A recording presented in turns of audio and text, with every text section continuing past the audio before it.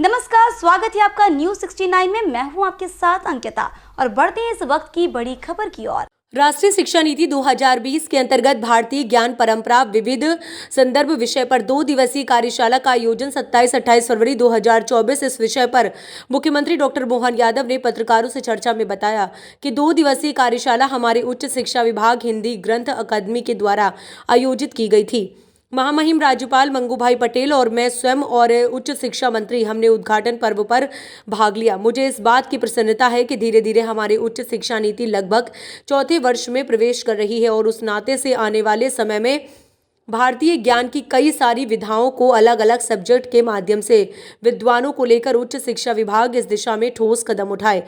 आगामी शैक्षणिक सत्र में इसकी अत्यंत आवश्यकता होगी। मुझे इस बात का संतोष है कि विभाग बहुत अच्छे से अपना कार्य कर रहा है। यहाँ मैं इस बात को भी रेखांकित किया है कि जो विश्वविद्यालय हमारे बाहर भारत के बाहर भी आकर के शिक्षा के मामले में अपनी साथ बनाए, विभाग की जो आवश्यकता होगी, जो ज़रूरतें होंगी, शासन उसके साथ खड़ा है।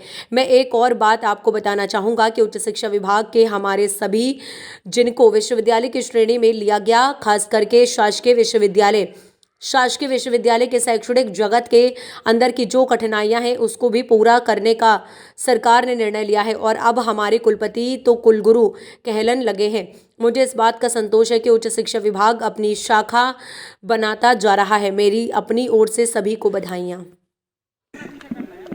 इस विषय पर यह 2 दिवसीय कार्यशाला आज हमारे उच्च शिक्षा विभाग हिंदी ग्रंथ अकादमी के द्वारा आयोजित की गई थी। माननीय महामहिम मंगूभाई पटेल और मैं स्वयं और माननीय उच्च शिक्षा मंत्री हमने इस उद्घाटन सत्र में भाग लिया।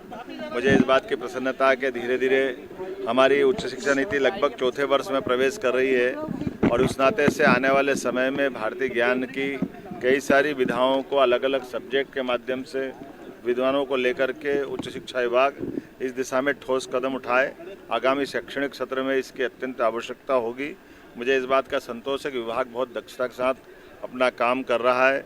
यहाँ मैंने इस बात को भी रेखांकित किया है कि जो विश्वविद्यालय हमारे बाहर भारत के बाहर भी आकर के शिक्षा के मामले में अपनी साख बनाए, विभाग की जो आवश्यकता होगी, जो ज़रूरतें होगी, शासन उनके साथ खड़ा है।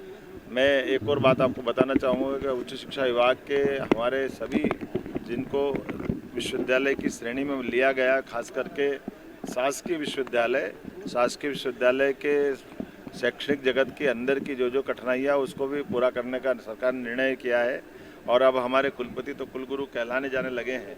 मुझे इस बात का संतोष है कि उच्च शिक्षा विभाग लगातार अपनी साख बनाता जा रहा है। मेरी अपनी ओर से बधाई। इस खबर पर आपकी क्या है राय, हमें कमेंट सेक्शन में जरूर बताएं। तब तक के लिए धन्यवाद।